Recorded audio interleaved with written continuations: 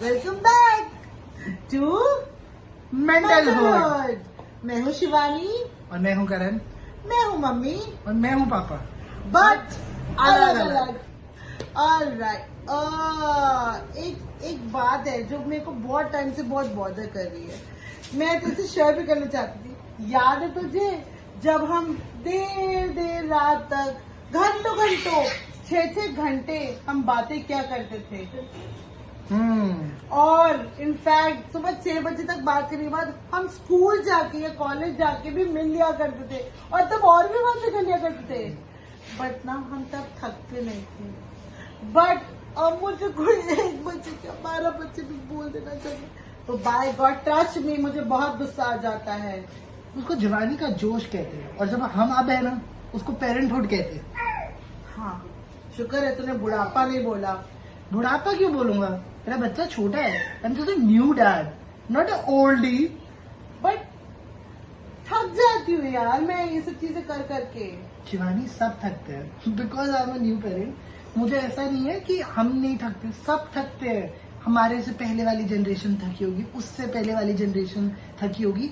बस फर्क ये कि इस जनरेशन को नेटफ्लिक्स देखने में बड़ा मजा आता है, बट बच्चे को रात को संभालने में बड़ा प्रॉब्लम हो जाता है।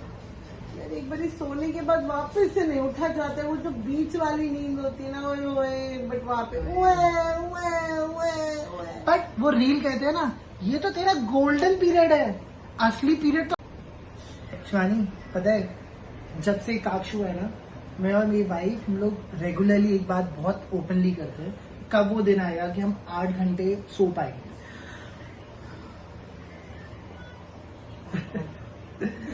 But on a very serious topic, जो चीज हम नहीं एडमिट करते हैं या हमारी सोसाइटी एडमिट नहीं करने देती है, वो है टायर्डनेस। हर पेरेंट्स को कहीं ना कहीं जाके हेल्प चाहिए होती है।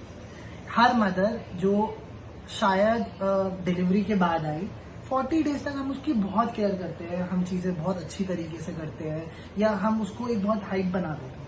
बट व्हाट आफ्टर 40 डेज, असली गेम तब स्टार्ट होता है। एक चीज जो हमें अपनी सोसाइटी में डालना बहुत जरूरी है, that is seek for help. In case आप 8 घंटा सोना चाहते हो, ये नहीं बोल रहा कि आप रेगुलरली 8 घंटा सो या आप रोज जाके किसी की हेल्प लो, नहीं।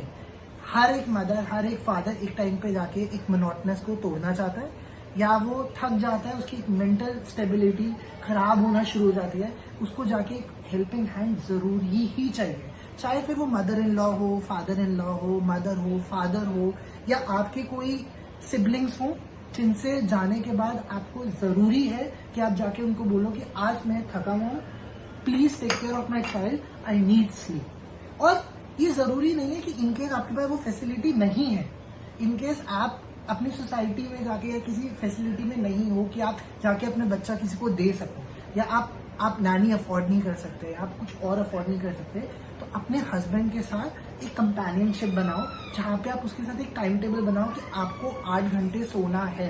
एक बहुत पुराना तरीका है, जब लोग ये कहते थे बच्चा सो रहा है तो माँ भी सो जाए, बट वो प्रैक्टिकल नहीं है। इनकेस बच्चा सो रहा है तो माँ को अपना नहाना होता है, अपनी चीजें करनी होती हैं, अपने काम करना होता है, बट उस टाइम पे एक फादर स्टेप इन कर सकता है।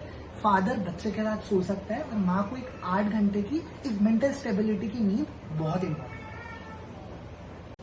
एक्चुअली जो तेरा पॉइंट है ना वो बिल्कुल वैलिड है, वो बिल्कुल सही है। मैं इनफैक्ट खुद के लिए भी ये अप्लाई करने की कोशिश करती हूँ, कम कर पाती हूँ बिकॉज मैं वर्किंग भी हूँ। मुझे ऐसा लगता है कि मैं फिर वो वर्क में डिवाइड हो जाता है मेरा time. But I would suggest कि वर्किंग होने के बाद भी आपको ये करना चाहिए, माइक्रो टाइम एक्चुअली ढूंढना चाहिए वो रेस्ट का। बच्चे के साथ ऑफ कोर्स नहीं सोया जाता, बिकॉज वो मैं खुद एक्सपीरियंस करती हूँ, मुझे भी सब लोग यही बोलते हैं, मैं भी बहुत लोगों को बोलती हूँ यार जब बच्चा सो रहा है तो तुम सो जाओ। बट कभी कोई फोन करना है, अपने इम्पोर्टेंट अपने घर पे फोन करना है, अपने हस्बैंड से बात करनी है, आज वो रिक्वायरमेंट्स पास ऑन करनी है, वो भी मैं कब कर पाऊंगी ना। ऑफकोर्स जब मेरा बेबी सो गया है then I can make sure कि अब मैं बात कर सकती हूँ ऑफकोर्स, या मुझे खाना भी खाना है। बच्चे के साथ लोग बोल देते हैं कि जल्दी जल्दी खाना खा लो, इट इज नॉट पॉसिबल। भाई तुमने तो खा लिया आराम से, और मैं बच्चे के साथ जल्दी जल्दी खा लूं, इससे पॉसिबल ये मिथ है। बहुत सारे हमारी पुरानी जनरेशन कहती है माँ को खाना खाना है ना, बच्चे को गोद में लेके खाओ, बच्चे का भी पेट भरेगा। भाई ये सब नहीं होता। ये अब एक्चुअली कुछ चीजें बनाई थी साइंटिफिक रीजंस के साथ, बट अब हमने उसके साथ एक मिथ्स जोड़ दिए हैं। वो क्लैरिटी करना बहुत इंपॉर्टेंट है। वो भी इनफैक्ट आई वुड सजेस्ट कि हम अपनी स्टोरी में जरूर कन्वे करना की कोशिश करेंगे, क्योंकि मैंने उसमें बहुत सारी, बीइंग अ टीचर, मैंने बहुत सारी विमेन्स इन सबसे बात करी है कि भाई क्या एक्चुअली फील होता है। तो वो बहुत इंपॉर्टेंट है, हम उस पर जरूर बात करेंगे।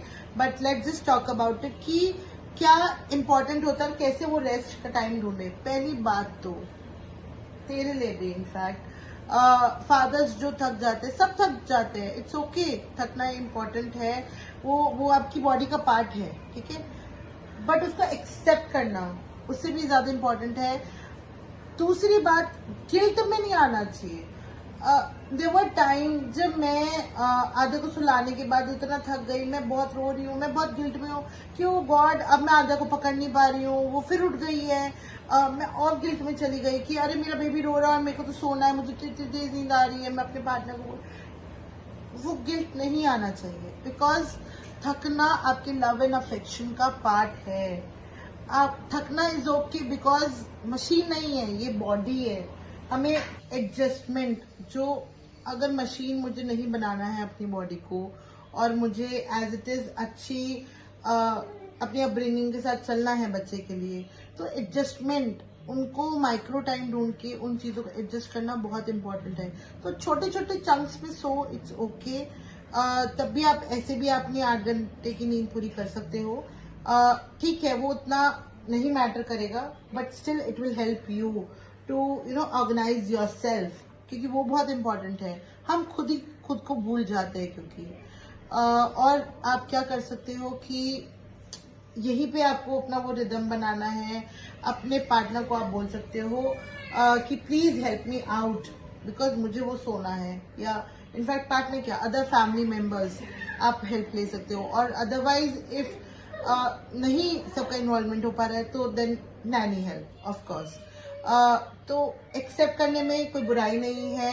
आपको एक्सपेक्टेशन नहीं रखनी है, विच इज वेरी इंपॉर्टेंट, क्योंकि एक्सपेक्टेशन रखती हूँ कि अगर मेरा पार्टनर आएगा, मैं सो नहीं पा रही हूँ, वो बार बार मुझे पूछे कि यार तू सो जा, तू सो जा, तू सो जा, नहीं, it won't help you out, because वो आपके माइंड में अगेन ब्रेन वर्क और फास्ट कर रहा है कि सोना है, सोना है, सोना है, सोना है, बट आप सो नहीं पा रहे हो, पार्टनर नहीं आ रहा, अगेन वो ब्लेम गेम शुरू हो जाएगा, जो कि नहीं करना। तो यही आपका रोल है कि आपको वो एक्सपेक्टेशंस भी नहीं रखनी, और इनफैक्ट अपने पार्टनर को खुद ही कन्वे कर दो कि भाई I really need you, I need your help, वही बात खत्म। और मुझे लगता है कि ये जो गिल्ट है मदर का, ये एक रेप्लिकेशन क्रिएट कर देता है बच्चे के लिए, क्योंकि एक फ्रस्ट्रेशन हो जाती है, इरिटेशन होना स्टार्ट हो जाती है, चीजों का जो मेंटल हुड पेरेंटिंग की एक दूसरे के रिलेटेड होती है, वो कहीं ना कहीं बच्चे को अफेक्ट करना स्टार्ट कर देती है। तो ये जो गिल्ट है ना, जो मुझे बहुत अच्छा लगा as a father, as a mother, हम जो ये गिल्ट गेम कर रहे हैं कि हम सो गए, इस वजह से हम बच्चे को ध्यान नहीं दे पाए। और कभी कभी ना, जो मैंने नोटिस किया है, शायद मुझसे भी ये गलती होती है कि कभी कभी क्योंकि हम इतना टायर्ड हो जाते हैं, हम बच्चे को ओवरलुक कर जाते हैं, और हम एज अ पार्टनर अपने स्पाउस को गिल्ट फील करवाने लगते हैं कि आप सो गए इसलिए बच्चे का ये नहीं हुआ। तो ये जो अंडरस्टैंडिंग है ना, ये बहुत इंपॉर्टेंट है दोनों की साइड से। मैं इनफैक्ट ये रिलेट कर पा रही हूँ, क्योंकि ये बहुत जगह मैंने देखा है, खुद के साथ भी कभी कभी हो ही जाता है, अनसेड एक हो जाता है कि मतलब आप बोल देते हो यार तूने दवाई नहीं दी, तूने ये नहीं किया, इसीलिए बच्चा बीमार हो गया, क्योंकि तुम सो गए इसीलिए ये हो गया, बच्चा बेड से गिर गया क्योंकि तुम सो गए, तुमने ढंग से पिलो नहीं लगाया होगा, तूने पिलो लगाया था क्या। ये डाउट करना ही छोड़ दो, क्योंकि वो माँ है या वो फादर है, वो कर लेंगे मैनेज। एक अच्छी अपब्रिंगिंग के लिए मेंटल हेल्थ बहुत जरूरी है, और उससे ज्यादा जरूरी है एक दूसरे को सपोर्ट करना, उसके एक साथ आगे आना, और एक दूसरे का गिल्ट हटाना। There would be a mistake, that would not an issue, but वो मिस्टेक को साइड में रख के, उस गिल्ट को साइड में रख के एक दूसरे को कॉप अप करना बहुत इंपॉर्टेंट है। I wanted to add on कि एंकरेजमेंट अगेन, जो हम शायद अपने हर वीडियो में बोलते हैं, एक दूसरे को एंकरेज करना बहुत इम्पोर्टेंट है। खुद ही, आई नो एक्सपेक्टेशन नहीं रखनी चाहिए, बट एक दूसरे को समझना वो बहुत इंपॉर्टेंट है, क्योंकि अगर बेबी गिर गया बेड से तो ऑफ कोर्स उसमें मम्मा की कोई गलती नहीं, वो बेबी एक्टिव मोड पे आ रहा है, हमें उसे चैनलाइज करना बहुत इंपॉर्टेंट है। तो वो एक दूसरे की फीलिंग्स को समझना, एंकरेज करना बहुत इंपॉर्टेंट है। I think so. In conclusion एक चीज है जो मेरे दादू कहते थे, मैं उसी बात पे हूँ। जब भी मैं पेपर से एग्जाम, मेरा पेपर होता था, और मैं ज्यादा ब्राइट स्टूडेंट नहीं था, बट इतना बुरा भी नहीं था, अबव एवरेज था। तो जब भी मेरे नंबर आते थे और 5 या 6 नंबर कट जाते थे, 100 में से 80 आए, तो वो हमेशा मुझे अप्रिशिएट करते थे कि 80 तो आए, 20 कट गए। और पेरेंट्स या कोई भी आसपास बोलता था, अच्छा बस 80% आए हैं, कम क्यों आए हैं? बट वो जो 80% अप्रिसिएशन जो मेरे दादू करते थे ना, वो मेरे लिए आज भी बहुत मायने रखता है, क्योंकि आज भी मैं वो कोशिश करता हूँ कि मैं उनके पास जाऊं पेपर लेके, और वो टॉफी या कोई ना कोई अप्रिशिएट करेंगे। तो अप्रिसिएशन इज वेरी इंपॉर्टेंट। वो 20 नंबर्स खटने का गिल्ट मत देखो, वो 80 नंबर आने का वो देखो। और ये भी देखो कि ग्लास आधा खाली नहीं, आधा आधा भरा भरा हुआ हुआ है। ग्लास कहीं ना कहीं वो भरा हुआ है। तो अगर पार्टनर, सपोज मेरा पार्टनर ऑफिस से आया है और वो कह रहे कि आज मैं नहीं संभाल पा रहा बेबी को, तो then also it's okay, give him that space, give him that time कि ठीक है, बिकॉज आज उसका मेंटल स्ट्रेस ऑलरेडी वो हो चुका, तो वो बेबी का स्ट्रेस कैसे ले पाएगा, और जब वो ले नहीं पाएगा तो वो बेबी को उतना लव अफेक्शन नहीं दे पाएगा। So it's okay, take a seat back and वहां पे आप अपने आप एंजॉय। एक्चुअली पेरेंटहुड और मेंटलहुड में यही बात है, यही कनेक्शन है, that enjoy your this mental stress also.